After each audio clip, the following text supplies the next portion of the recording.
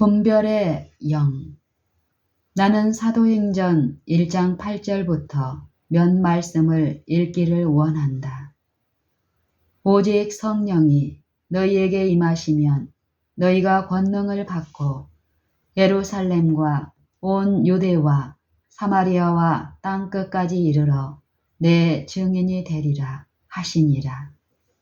이제 우리는 2장 1절로 4절에서 이 말씀을 읽는다. 오순절 날이 이미 이르매 저희가 다 같이 한 곳에 모였더니 호련히 하늘로부터 급하고 강한 바람 같은 소리가 있어 저희 앉은 온 집에 가득하며 불의 혀같이 갈라지는 것이 저희에게 보여 각 사람 위에 임하여 있더니 저희가 다 성령의 충만함을 받고 성령이 말하게 하심을 따라 다른 방언으로 말하기를 시작하니라.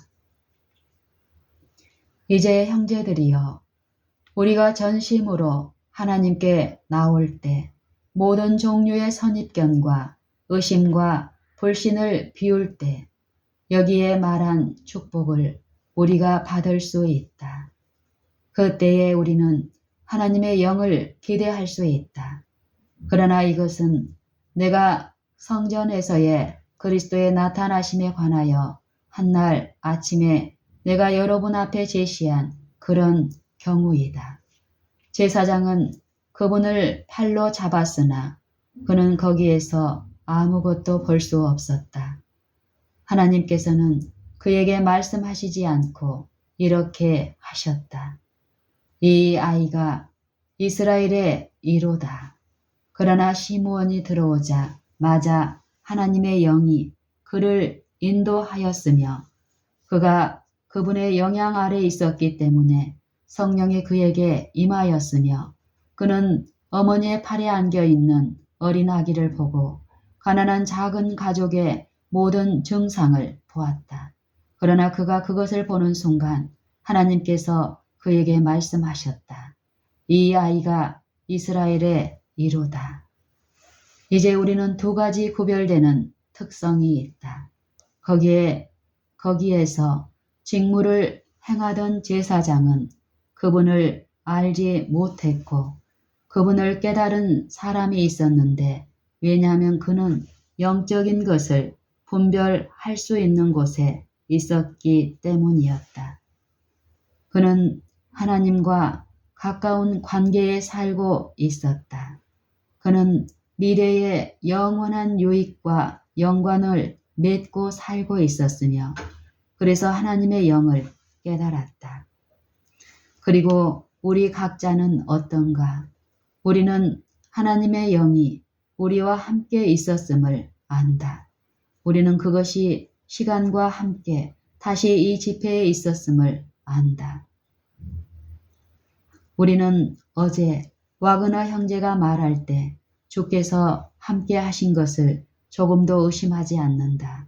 우리는 그것에 대해 하나의 의심도 없다. 나는 하나님의 능력이 풍성하게 우리에게 있었다는 것을 의심하지 않으며 어제 오후 목회자들의 집회에서 나에게 주님의 모든 빛이 있었다.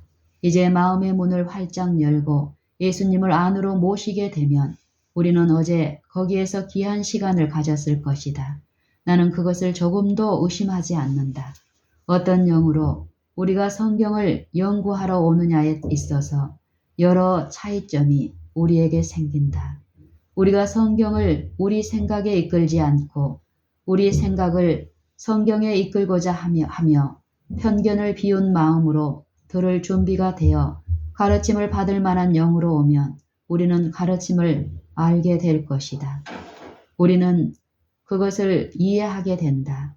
형제들이여, 그대가 분별력이 있으면 하나님이 어디에서 역사하시는지 알 것이다. 그대는 이것을 입증하기 위해 놀라운 이적이 필요하지 않다. 왜냐하면 그대는 이적이 유대인들에게 아무것도 좋은 것을 하지 않은 것을 알기 때문이다. 그들은 그것을 바로 그들의 시야에 가지고 있었으나 그것은 그들에게 아무 좋은 것도 하지 않았다. 그리스도께 와서 들었던 사마리아 여인.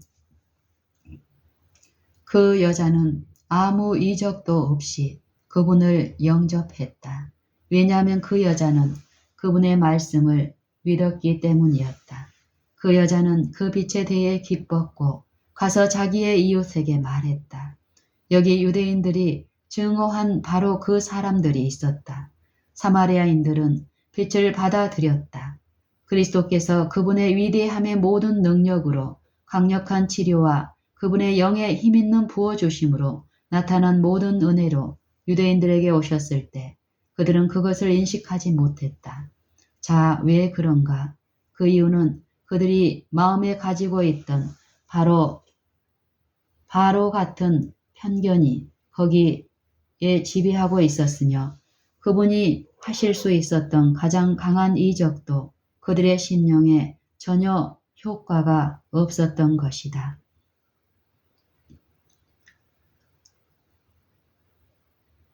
자, 왜 그런가? 그 이유는 그들이 마음에 가지고 있던 바로 같은 편견이 거기에 지배하고 있었으며 그분이 하실 수 있었던 가장 강력한 이적도, 강한 이적도 그들의 심령에 전혀 효과가 없었던 것이다. 만일 우리가 자신을 하나님께서 보내신 빛이나 우리를 향한 기별을 깨닫지 못할 위치에 둔다면 우리는 성령을 대항하는 범죄의 위험에 처할 것이다. 그렇다면 우리는 돌이켜서 우리가 어떤 의심을 걸고 질문을 시작하게 할 수 있는 작은 일이 행해졌는지 살펴볼 수 있도록 하자. 질문은 하나님께서 진리를 보내셨는가 하는 것이다. 하나님께서 이 사람들을 세우셔서 진리를 선포하게 하셨는가? 나는 그렇다고 말한다.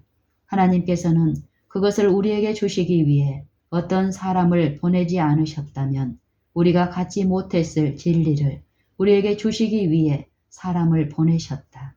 하나님께서는 그분의 영이 어떠하심에 관한 빛을 내게 주셨으며 그래서 나는 그것을 받아들였고 나는 감히 내 손을 들어 이 사람들을 대항하려고 하지 않았다. 왜냐하면 그것은 그분의 사자들 안에서 알게 될 예수 그리스도를 대적하는 것이 될 것이기 때문이었다.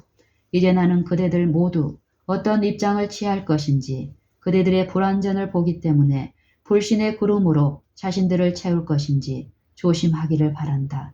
그대들은 말씀이나 아마도 일어날 어떤 작은 것들을 보게 될 것이며 그것으로 그들을 판단하라. 그대들은 하나님께서 그것으로 무엇을 하시는지 보게 될 것이다. 그대들은 하나님께서 그들과 함께 역사하시는지 보게 될 것이며 그때 그대들은 그들 안에 드러난 하나님의 영을 알게 될 것이다. 그리고 그것을 저항하기로 택한다면 그대들은 유대인들이 행한 것과 똑같이 행하게 될 것이다. 그대들은 그들이 가졌던 모든 빛과 온갖 증거들을 다 가지고 있다. 그들은 거기에 하나님의 강력한 이적이 있었음에도 불구하고 그 빛을 거절했다. 그들의 심령은 편견으로 아주 가득 차서 마침내 이렇게 말했다. 아, 이 사람은 마귀의 왕 바알세불의 힘으로 이적을 행하는구나. 이렇게 해서 그가 그의 이적을 행하는구나. 이제 형제들이여, 하나님께서는 우리가 등을 들고 다니는 사람들과 같은 입장을 취하기를 원하신다. 우리는 빛이 있는 곳에 우리 자리를 잡기를 원하며 하나님께서 분명한 나팔 소리를 주신 곳에 있기를 원한다. 우리는 분명한 나팔 소리를 내기 원한다. 우리는 어려움 중에 있었으며 의심 가운데 있었고 교회는 거의 죽어가고 있다. 그러나 우리는 여기에 이 말씀을 읽는다. 이 일 후에 다른 천사가 하늘에서 내려오는 것을 보니 큰 권세를 가졌는데 그의 영광으로 땅이 환하여지더라. 힘센 음성으로 외쳐 가로되 무너졌도다 무너졌도다 큰 성 바벨론이여 귀신의 처소와 각종 더러운 영의 모이는 것과 각종 더럽고 가증한 새에 모이는 곳이 되었도다. 계시록 18장 1절 2절. 자, 이제 우리가 만일 하늘에서 빛이 올 때 그것을 깨달을 수 있는 자리에 있지 않으면 어떻게 그 기별에 관한 것을 알 수 있을까? 그리고 우리는 하나님의 영이 그들을 보내셨다는 증거의 요소가 없을 때 우리가 우리와 같이 하는 어떤 사람들로부터 흑암의 기만이 우리에게 올 때 그것을 바로 잡아낼 수 있을 것인가? 그리스도께서는 말씀하셨다. 나는 내 아버지의 이름으로 왔음에 너희가 영접지 아니하나. 요한복음 5장 43절. 자, 이것이 이곳 미네아폴리스 집회에서 지금까지 진행된 일이다.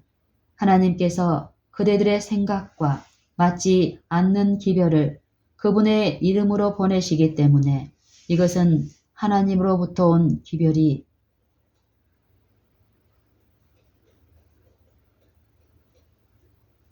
아니다라고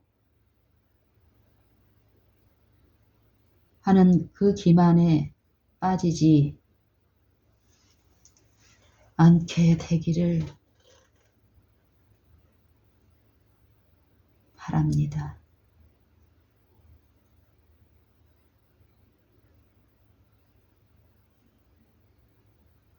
하나님께서 그대들의 생각과 맞지 않는 기별을 그분의 이름으로 보내시기 때문에